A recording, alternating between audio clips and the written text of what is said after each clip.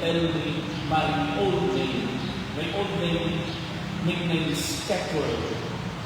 Catword is the name that they usually call me when they are very close to me. And that was 30 years ago. And we never met since then. At kapilat ako kasi pinaulihan niya ako. At ang sabi niya sa akin, pare ka? Then I noticed that he is drunk. And he told me about when we were young, when we are getting spiders, having billiards together, digging here and there, going to different places. Those fun moments when we were young. And the worst thing that we did when we were young, because he was like the boss in the group. Kaya sabi niya, baka mo lang friend. Paano ka naging pare? No? And my classmate, with those who really, my friend, are getting angry with him, saying, you don't have any respect for our kids. At ang sabi ko niya, close kami ni Papa Dati kami magkasama. Ikaw ko nga yun. Alaala ko nga yun. Siguro kung kayo sa akin, anong makaramdam? Tama ba? Maaaring mali, hindi tama. Pero sa isang lasing, anong itatama mo ito? Kung pagulan niya, ikaw ang masama. At kung pagulan ko siya, what kind of image of the prince would they imagine to be? Sinta pa ang sasabihin mo kasi, ito yung matanggal na kahit maparami yan yung kilala ko dahil. And this is the moment, when you have to say what kind of person are you, not like before, but now that you are a prince, you show the good in you. Mahirap kasi nasabi din ako parang na-offend ako Matapos mo ako ma-recognize, telling that I am a prince, and then you acted as if you don't respect me. Mag-try din naman po ako kahit walang kahit sa no? Pero ito yung moment na you have to stand for what is good and what is right. In order to reach the person. And you know what? After kasi mo nahimasmasan, lumapit sa akin at humiling ng sorry. Kasi nga, sobrang lasing. Well, kasi mo hindi, we can find person, especially to those familiar with us, that would really don't believe that we will change. Yung magtito, pero walang mabuting anak, yan mga kastilyo niya. Ang mga kapatid natin very positive was good at sa mismo na how come he becomes a prince. And this particular situation is the same situation in the gospel.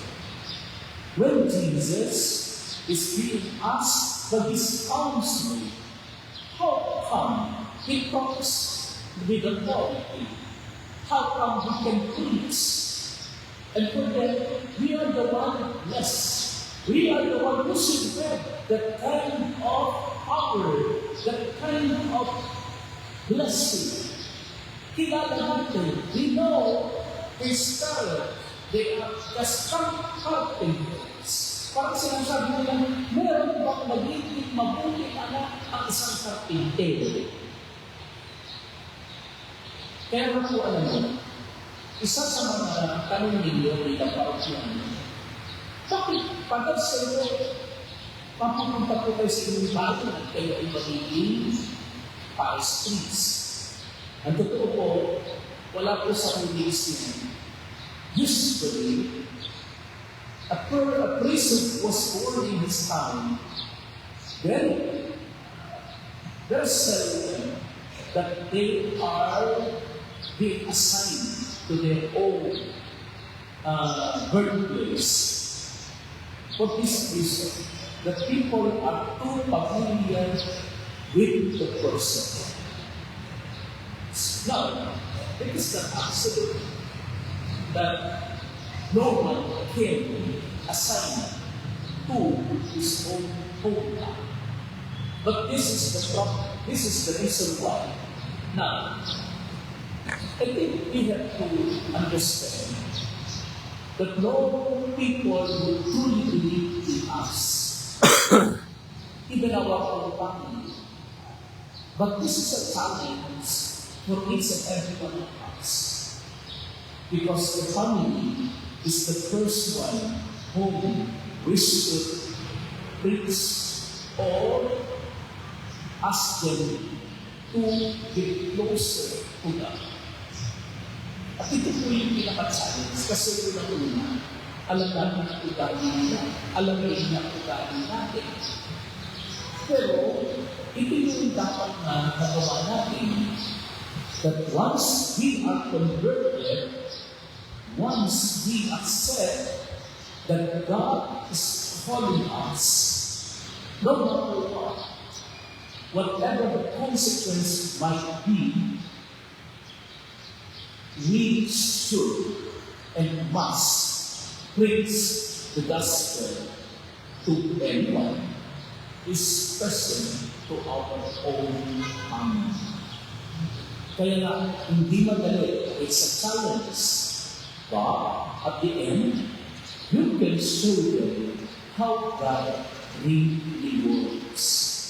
Pwede pala na yung aking anak, yung aking pamangkin, ang aking apo na kasabay, tawagin ng Diyos. At yun ang malaking pagpapahiya at pagpapamukha sa atin that in our family we will be blessed with a certain things. At nakakatawa naman po, yung naging pahaya, mukhang bibigyan ng mga pamilya na kaibigan ko na matatanda. Ang sabi ko, ay napakadali na iyong nanay at ng iyong tata, meron ng kakasan ba? No, sigurado na mapupunta sa langit ay pare ang anak ko. Sabi, hindi nakakasigurado, ay yung pare na ay hindi sigurado, ay yung pakiyang mga magulang at mga kapatid. We always struggle to reach heaven. Even if you are priests, even if you are priests, you should not be confident as a priest what other people will say that you can go to heaven. Our confidence is God is with us, and we who are converted must show to other people that God is with us. Kung di mo ka, tulad mo po, kaibigan ko kasi yung hindi makuha, inuulit ka, pinagsasabihan ka ng hindi magaganda, and so on. They will not discredit the good that God has given. Kasi minsan kasi, ang piling natin, dahil meron tayo ng estado sa buhay, hindi dapat tayo hinahamak at pinawalang niya. Ako po maraming beses na dapat hindi pare. Talaga naman po ako hindi nagsusunod ng mga pangpari. No? At hindi ko po ugali yun. I have my own reason why. Una, why should I do such thing?